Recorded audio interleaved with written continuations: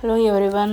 Air power ಪ್ಯಾಕೆಟನ್ನು ಯಾಕೆ ತೋರಿಸ್ತಾ ಇದ್ದೀನಿ ಅಂತ ಅಂದರೆ, ಏರ್ ಪವರನ್ನು ನಾವು ಬಾತ್ರೂಮ್ಗಳಲ್ಲಿ ಯೂಸ್ ಮಾಡ್ತೀವಿ. ಅದರದ್ದು ಏನು ಮೇಲ್ಗಡೆ ಪ್ಯಾಕೇಜ್ ಇದೆಯಲ್ಲ, ಇದನ್ನು ಒಗೆದು ಬಿಡ್ತೀವಿ. ಬಟ್ ಒಗಿಬೇಡಿ, ಒಂದು ಯಾವುದಾದ್ರು ರೂಮಲ್ಲಿ 1 ಡೇ ಇಟ್ಬಿಡಿ, ಆ ಥರ ಸುವಾಸನೆ ಕೂಡ ಬರುತ್ತೆ. ಸೊ ಹಾಗೇ ಡಸ್ಟ್ಬಿನ್ಗೆ ಹಾಕಬೇಡಿ ತೆಗೆದ್ಬಿಟ್ಟು. ಇದು ಬಂದುಬಿಟ್ಟು ಹಸಿರು ಪಲ್ಯ, ಪಾಲಕ್ ಪಲ್ಯ.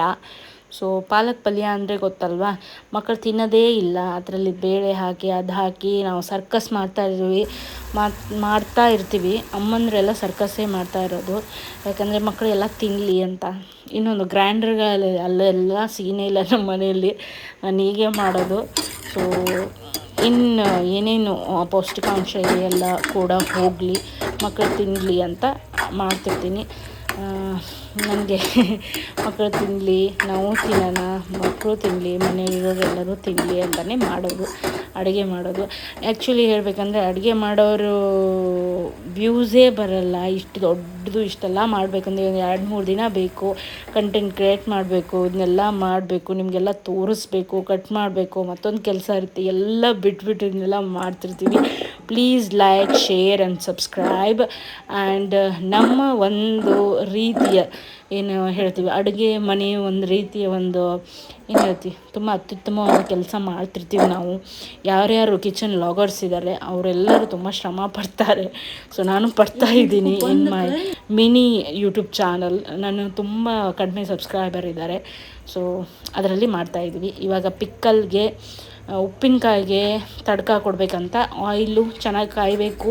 ಬೆಳ್ಳುಳ್ಳಿ ಮತ್ತು ಸಾಸಿವೆ, ಜೀರಿಗೆ ಎಲ್ಲನೂ ಹಾಕಿ ನೀಟಾಗಿ ಫ್ರೈ ಮಾಡಬೇಕು. ತುಂಬ ಕ್ರಂಚಿಯಾಗಿ ಫ್ರೈ ಮಾಡಬೇಡಿ, ಬಿಟ್ ಆಫ್ ದ ಕ್ರಂಚ್ ಮಾಡಿ, ಅಷ್ಟೇ ಸಾಕು. ಇನ್ನು ಇದರಲ್ಲಿ ಕೊತ್ತಂಬರಿ, ಸಾಸಿವೆ, ಜೀರಿಗೆ ಮತ್ತು ಮೆಂತ್ಯದ್ದು ಕಾಳೆಲ್ಲನೂ ಫ್ರೈ ಮಾಡಿ ಪೌಡ್ರ್ ಮಾಡಿರೋ ಮಸಾಲ, ಅದು ಪಿಕಲ್ಗೆ ಮಸಾಲ ಬೇಕಲ್ಲ ಅದು. ಮತ್ತು ಇನ್ನು ಮಾವಿನಕಾಯಿ, ಉಪ್ಪಿನಕಾಯಿಗೆ ಹಳದಿ, ಉಪ್ಪು, ಎಲ್ಲೋ, ಸಕ್ಕರೆ ಇದೆಲ್ಲನೂ ಫಸ್ಟ್ ಹಾಕಬೇಡಿ. ನಾನು ಬೇಸಿಕ್ ಇಷ್ಟೇ ಮಾಡೋದ್ರಿ.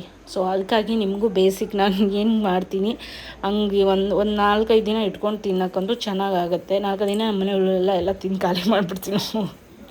ಸೊ ಇವಾಗ ಮಸಾಲ ಹಾಕ್ತಾಯಿದ್ದೀನಿ. ಲಾಸ್ಟ್ ಬಿಟ್ಟಿಗೆ ಚೆನ್ನಾಗಿ ನೀಟಾಗಿ ಮಸಾಲನ ಎಲ್ಲನೂ ಉದುರಿಸ್ಬಿಡಿ. ಅದ್ರ ಮೇಲೆ ನೀಟಾಗಿ ಹಾಕಿ, ಆಮೇಲೆ ಲಾಸ್ಟಲ್ಲಿ ನೀವು ಎಣ್ಣೆ, ಬೆಳ್ಳುಳ್ಳಿ ಮತ್ತು ಜೀರಿಗೆ, ಸಾಸಿವೆನ ನೀಟಾಗಿ ಮೇಲೆ ಸ್ಪ್ರಿಂಕ್ ಮಾಡಲೇಬೇಕು. ಯಾಕೆಂದರೆ ತುಂಬ ಚೆನ್ನಾಗಿ ಒಂದು ಆಯಿಲಿಂಗ್ ಏನಿರುತ್ತೆ ಅದು ತುಂಬ ಚೆನ್ನಾಗಿರುತ್ತೆ. ಇದು ಲಾಂಗ್ ಲೈಫ್ ಬರಲ್ಲ. ಒಂದು 5 ದಿನ ಅಷ್ಟೇ ಇದು. ಅಂದರೆ ಬೇಸಿಕ್ ನಾರ್ಮಲ್ ಕಟ್ ಮಾಡಿಬಿಟ್ಟು ಇಷ್ಟೇ. ಅದು ಬೇರೆ ಮಾವಿನಕಾಯಿಗಳಿರುತ್ತೆ, ಸೊ ಅದು ಲಾಂಗ್ ಲೈಫ್ ಬರುತ್ತೆ ನನ್ನ ಪ್ರಕಾರ.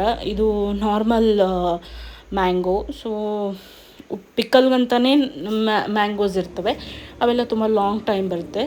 ಆದರೆ ಇದು ನಾರ್ಮಲ್ ಇರೋ ಗೋವಾ ಮ್ಯಾಂಗೋ ಅಂತ ಬರುತ್ತಿದ್ದು. ಸೊ ಆ ಮ್ಯಾಂಗೋಲಿ ನಾನು ಬೇಸಿಕ್ ನಾರ್ಮಲ್ ಬೇಕಂತ ಪಿಕ್ಕಲನ್ನು ಮಾಡಿರೋದು. ಒಂದು 4 ದಿನ ಇಟ್ಕೊಂಡು ತಿಂದರೆ ಓಕೆ, ಚೆನ್ನಾಗಿರುತ್ತೆ. ಸೊ 4 ದಿನಕ್ಕೆ ಎಷ್ಟು ಬೇಕೋ ಅಷ್ಟೇ ಮಾಡ್ಕೊಳ್ಳಿ, ಜಾಸ್ತಿ ಮಾಡ್ಕೊಳ್ಳೋಕೆ ಹೋಗಬೇಡಿ. ಮಾರ್ಕೆಟಿಂದ ತಂದು ತಿನ್ನೋದೇನು, ನಾವೇ 4-5 ದಿನಕ್ಕೋಸ್ಕರ ನಾವೇ ಮಾಡ್ಕೊಂಡು ನಮ್ಮ ಕೈ ರುಚಿ ನಮಗೆ ಸೂಪರ್ ಇರುತ್ತೆ. ಒಂದು ಸಲ ಮಾಡಿ ತಿನ್ನಿ.